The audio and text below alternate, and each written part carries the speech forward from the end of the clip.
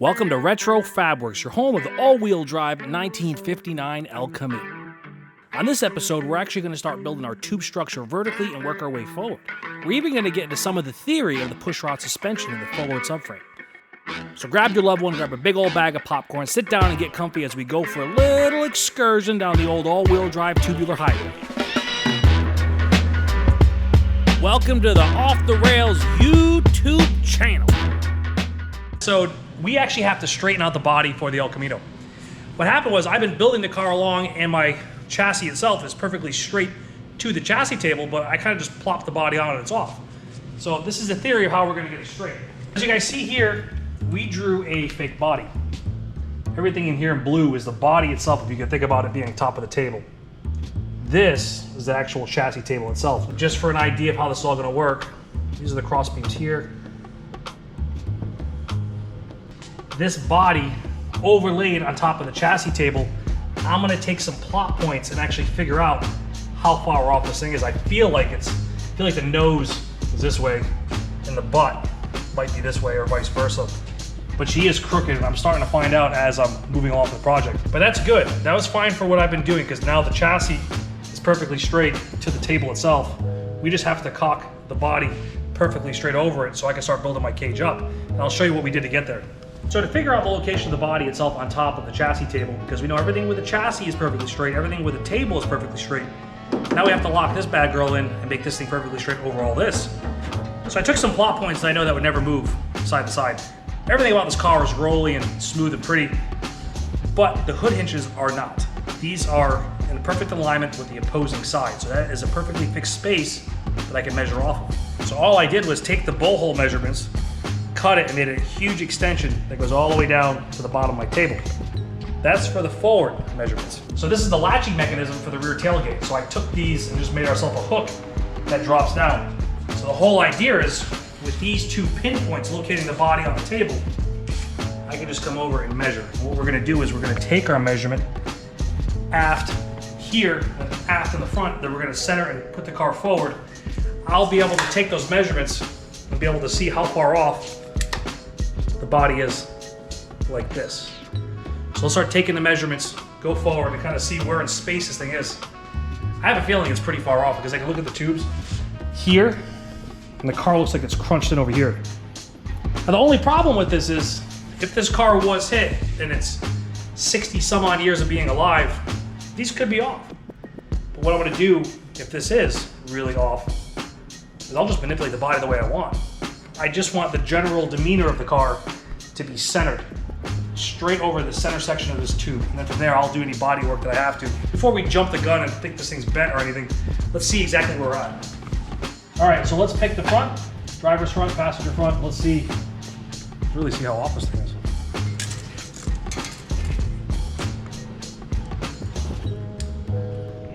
All right, so this is 14.9. 14.9 for the driver's side.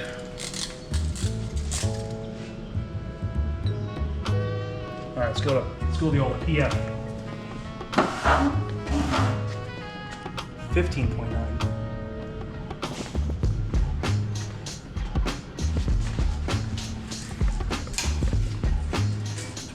.4.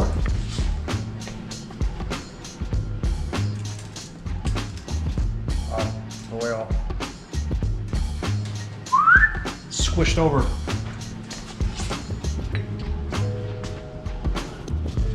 Let's divide these, figure out exactly how far off we are and in what direction.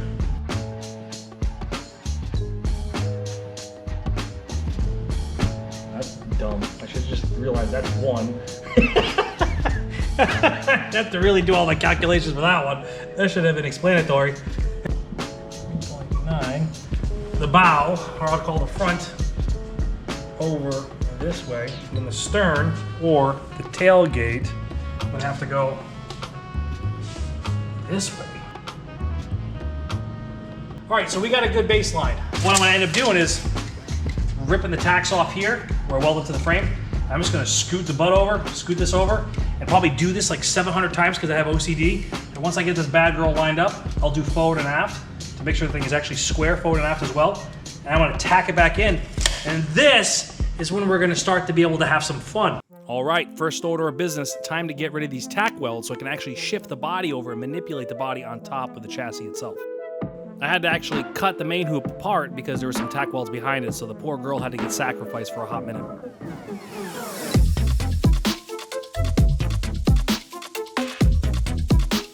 Now, to be honest, the car wasn't actually that bad off. It was shifted, but it wasn't like some grandiose thing that probably anybody would ever really see. But since I'm building this thing, I got one shot, I really wanted to tune this thing in. So what I'm doing is just going back and forth and playing with the car itself and shifting the body over from what you guys saw on the board.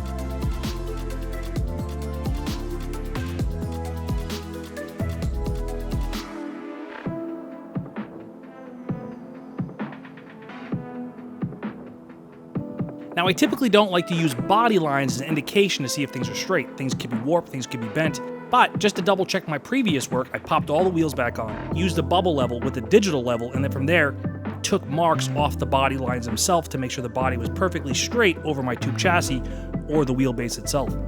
Once I checked everything was perfectly dead center. So from there, we're good. Now I feel a little better. The body is actually in line with the tube chassis itself. Once I got the old girl straightened up on top of the tube chassis itself, it was time to tack weld it back in, and we're set. Now we're ready to rock on and move forward.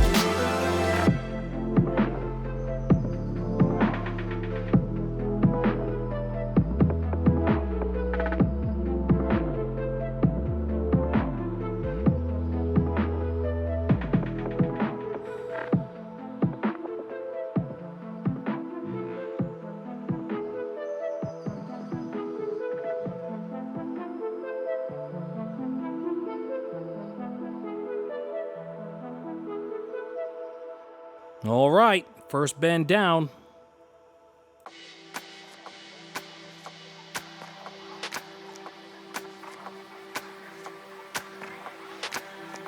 So what you're seeing here is really just some C-channel and some all thread. Acts as like a buddy. I'll bolt this and weld this in, and I'll be able to place my tube on top of it, and really it's a placeholder while I work down the tube and adjust the length.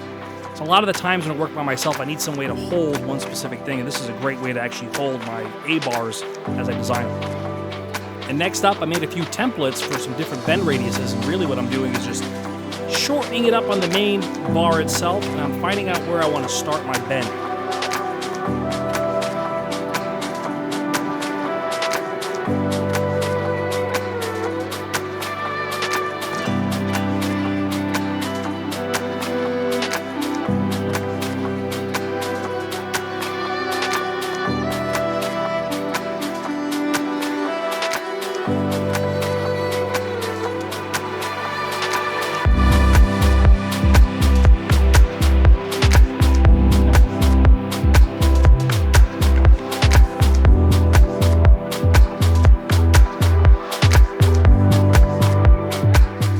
When I make my tubes, I do them in pairs as I go along, but I kind of skipped the step last night because this first one was a little tricky. So I bypassed it, so now I have to make up for it. Honestly, this is the pain in the butt part because I have to mirror image it. So usually when I would make something like this, I would do bend, and just keep on going back and forth between both tubes. Since I just skipped the whole process, now I have to come in here and look at my index marks, copy them over to this one so I can mirror image this way, mirror image this tube in the opposing way. But I am lucky, I made some scribe marks here. I'll just kind of copy it over. So yeah, I could have saved all this if I just built them in pairs, but I just jumped the gun on that one.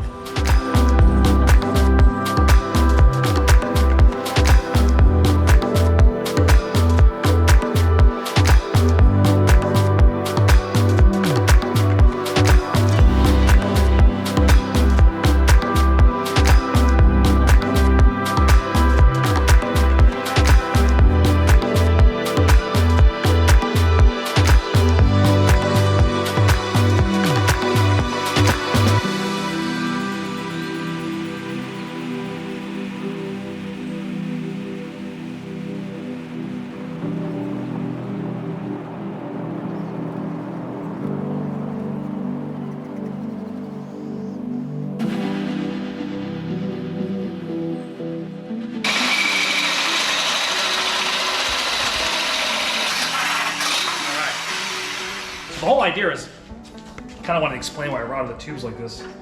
I had a different idea, and I kind of just, well, turn into this. Let's buzz this up real quick.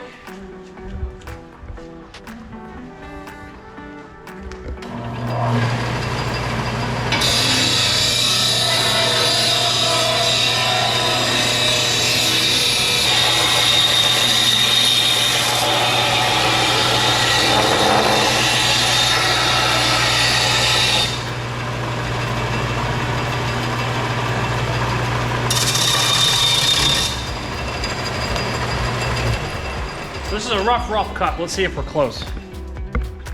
So what I really wanted to do is explain to you guys kind of what I'm doing. So usually I'm a one-man band. I don't have anybody to hold stuff, so I made this little containment. This actually my buddies told me about doing stuff like this. So I just run this. We have this all thread, we have this channel, and all I do is, so when it comes time for me to, because I have to fit these tubes like over and over and over again. I want to make sure that when I have one tube in and I mirror image the other one, all the angles are straight, so it's, I can't just go up there and hold it and tape it. So, this is kind of the theory. Now, I can go in here, I got my little magnet. The magnet is my placeholder, and I can drop this on, and if I did it right, this will hold itself. Now, this definitely needs to be changed a little bit, so we'll tune up the other one. But the whole theory is, I'll start laying the tubes in there. What I'm really worried about is the pitch up and down. If one's shorter, the angle will be down more. Kind of a weird hand gesture, I know, but what we'll do when we get it in there, you'll see. It'll make more sense when I do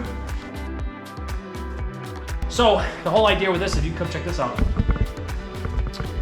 I made a really tight radius, and matching this up to this was gonna be a nightmare. I wanted this to be perfectly notched for when I weld it for strength. So I ended up bending this in 45 degrees. It came on here. And usually you want a straight tube, so what I'll have to do from here is I'll have to make another joiner from here to here to tie these nodes together. And I'll do that straight, so you won't be able to tell me straight from here to here. So we'll get rid of any problems with this ever having a problem later on in life because this is bent. And I'm also gonna cross tube this all up. So once I figured this out, I came in here and I found this radius that I really liked. I went a little bit less than the door because the door was really extreme, and I dove it straight down. And as you see in here, let me see if I can go get in there. Came up with the design for this. I realized I'm gonna dive this straight to this node right here because this is a failure point for the front suspension. And then we'll start double boxing all this up and actually make this connected. Originally it was gonna come down here, but yeah, it kind of just worked out to come straight to here. This is all gonna be hidden. You'll see this part in the windshield, but this will all be gone. So I wanna now make a gusset from here, tie this in and triangulate it, and then we'll tie this into the bottom frame, triangulate it down here to make this whole piece one solid piece. So now all I gotta do is, since we have the two rough cuts, I'm gonna trim this bad boy up. I know where this has to be. We're gonna finish and polish this off. And now in this episode, we'll get to start having some fun. I'm gonna make my back bar, which we're gonna do a little differently. Then we're gonna make the crossbar here as well. The fun's gonna begin. I'm gonna start tuning this tube in. I'm gonna get everything perfect. And then we're gonna make our crossbar here, which we're gonna ride kind of the radius over the front of here of the actual old firewall. And then the back, I got a special plan for the back one. I'm gonna bend it back because I think I'm gonna do something a little strange with the seating for this car. I think I'm gonna sit right here, right in the middle. So I want to build pockets for two other seats back here. So if I have guests, someone wants to go cruising, they can sit kind of tucked back. I'll sit over the Destroyer right here. So I'll be in the center of the car. So I'm kind of starting to base all the design work of me being in the middle and the two seats in the back. Plus we're gonna have battery compartments and tanks and stuff. So yeah, that's kind of where we're at. I think my firewall is gonna end over here somewhere, probably in the original spot, maybe come forward a little bit more. But it's gonna be cool to see how this thing gets when I start tying these bars in. We're gonna start getting more of a structure. And then from there, I'll start working up and we'll cross all this up. So yeah, let's tune this in and start working on the back and forward bars and tie this box together.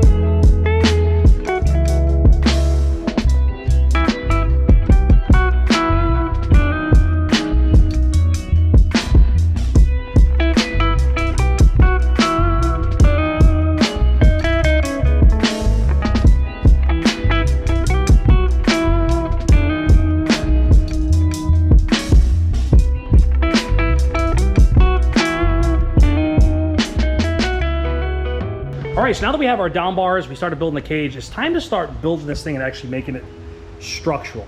So as you see here, there is a lot of failure points that would happen sending it out the door like this. This is never going to be the plan. What I did was I basically created my frame flat, and I'm starting to build upwards, and now we're going to start tying it as we move along in the episode and exit and make this thing an actual structural piece. So as you see here, we have a bunch of load points that would make this whole thing fail. It was really cool that I got to tie in the anti-roll bar, the torsion bar together with the chassis. This is going to be a really strong structural point, but we still have some areas where this could fail. This could crush in and bend. This whole front subframe could actually bend up here. This is a failure point over here. Even though I made all this area would want to kind of crumple up. So what's going to happen is this whole front subframe would want to bend up. So we have to stop from doing that, and also stopping it from crushing this way. So I'm starting to think, and this is where we roll into this. Boom. This is our Menser Motorsports coilover. This was something that I was playing around with geometry ideas, but this car is going to have a pushrod suspension. So it kind of all happened at the right time. What I'm going to do here is I started playing around with some ideas. Oh, check this out, by the way, too. This is really cool. This is our Menser Motorsports fork. This is actually going to roll over. It's going to take some work on the lower control arm to make it work, but this is going to hang over our front CV. So as we move forward, let me put this down. I want to scratch it.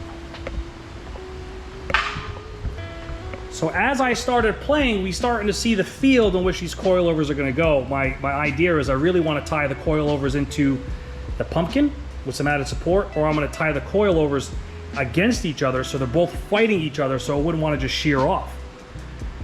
And on that note, I started coming up with a cool idea. We know that we have failure points, so we have to have a cross beam. We have to be able to have a way for this front subframe not to want to bend up. We also have to tie it in here, and we have to X the whole bottom. The bottom was just built a flat plane for me to start building upwards, but now we're actually going to start making it structural. But the idea is, let's get this thing structurally triangulated in a way that this thing can't bend up and crush forward. So what I'm thinking here now is we need a crossbar, which I'm probably going to do last, but we also need some way to triangulate this. What I want to do is come from this node. This was the idea that I've been playing around in my mind a lot on how I'm going to do this. I'm going to go from this node and either just stack triangles up to the middle and then triangulate off it, or I'm going to bend a tube and come up and tie into that node. Same thing here, so it has a really cool pattern, and I can X that up going from there. So this is exciting. This whole idea and this piece is going to be, we triangulate it and also find a perch for our coilovers. So within a couple tubes, we'll start seeing the true layout of this. And for anybody who's asking, these are all going to be boxed in as well. I'll have a tube connecting them with the cross tube. This whole thing is going to be super boxed. So for now, let's start building the triangle pieces that tie this front subframe together and stiffen up all these adjacent areas and these collapsible points. So yeah, let's get to it. I don't know which one I'm gonna do first. I'm gonna just roll the dice and we'll start bending.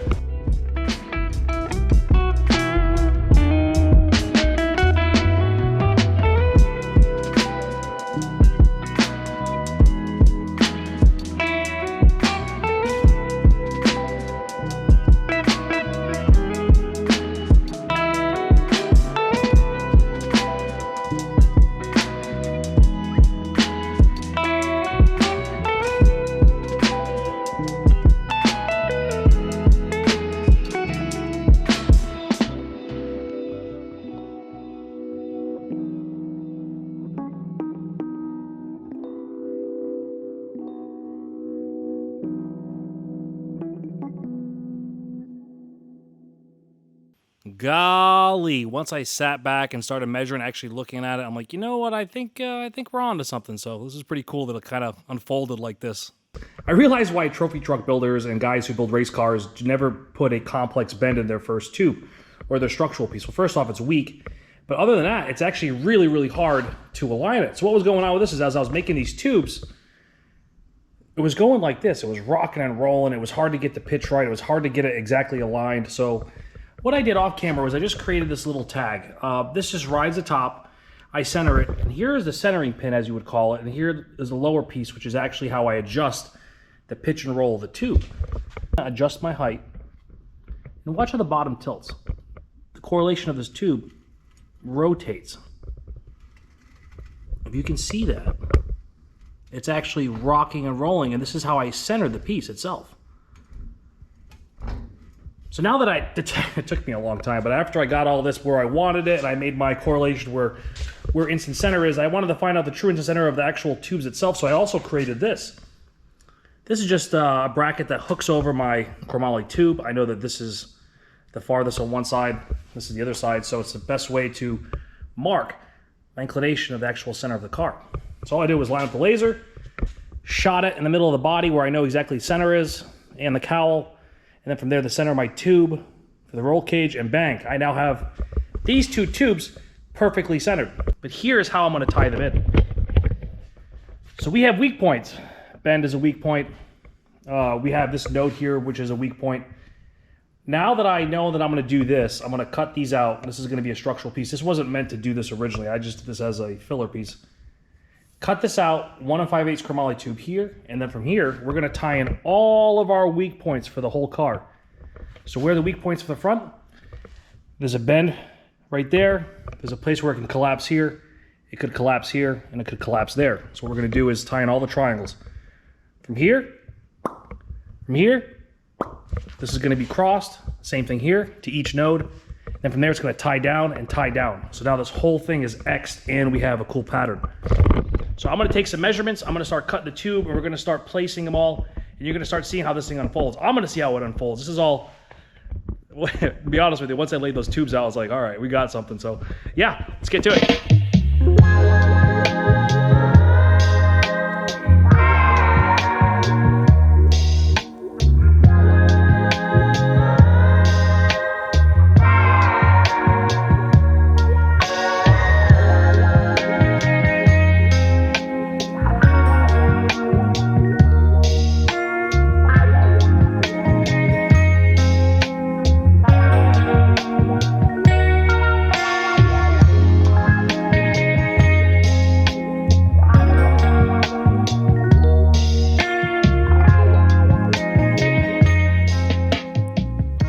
My friends, we're going to end it on that note. It's 4 o'clock on a Saturday morning, and I'm running low on steam. But on that note, if you guys like what you're seeing, like, share, subscribe, tell your parents. I don't know, let's get the word out there. Let's spread the love on the all-wheel drive El Camino.